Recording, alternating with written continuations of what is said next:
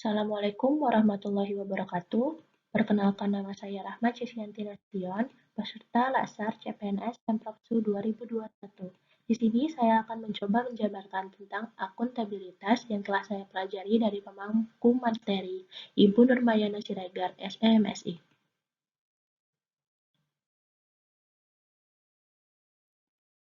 Konsep akuntabilitas. Di sini saya akan menjabarkan tentang pengertian, aspek-aspek pentingnya, dan tingkatan akuntabilitas.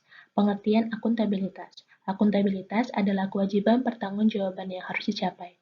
Akuntabilitas merujuk pada kewajiban setiap individu, kelompok, atau institusi untuk memenuhi tanggung jawab dan menjadi amanahnya. Di mana amanah kita sebagai PNS adalah menjamin terwujudnya nilai-nilai publik. Terdapat 5 aspek akuntabilitas. Yang pertama adalah akuntabilitas adalah sebuah hubungan, di mana hubungan ini antara individu, kelompok, institusi dengan negara dan masyarakat. Yang kedua adalah akuntabilitas berorientasi hasil. Yang ketiga adalah akuntabilitas membutuhkan adanya laporan. Yang keempat adalah akuntabilitas memerlukan konsekuensi, di mana konsekuensi tersebut adalah sanksi atau penghargaan. Yang kelima adalah akuntabilitas memperbaiki kinerja. Pentingnya akuntabilitas. Akuntabilitas publik memiliki 3 fungsi utama yang dikemukakan oleh Bovens tahun 2007, yaitu akuntabilitas menyediakan kontrol demokratis. Yang kedua adalah akuntabilitas mencegah korupsi dan penyalahgunaan kekuasaan. Yang ketiga, akuntabilitas meningkatkan efisiensi dan efektivitas.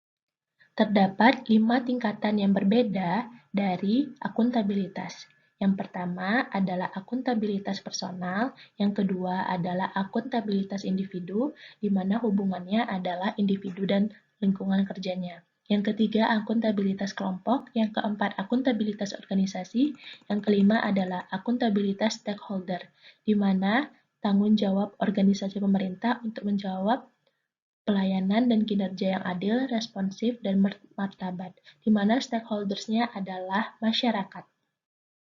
Mekanisme akuntabilitas. Mekanisme akuntabilitas di birokrasi. Setiap organisasi memiliki mekanismenya sendiri, seperti sistem pengamanan berupa CCTV. Terdapat 4 dimensi yang harus ada dalam mekanisme akuntabilitas di birokrasi. 1. Akuntabilitas kejujuran dan hukum, yang kedua akuntabilitas proses, yang ketiga akuntabilitas program, dan keempat akuntabilitas kebijakan.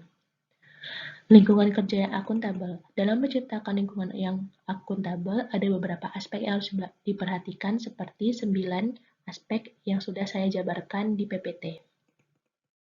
Lanjut, framework akuntabel. Terdapat 5 langkah yang harus dilakukan dalam membuat framework akuntabilitas lingkungan kerja. Yang pertama adalah tentukan tanggung jawab dan tujuan.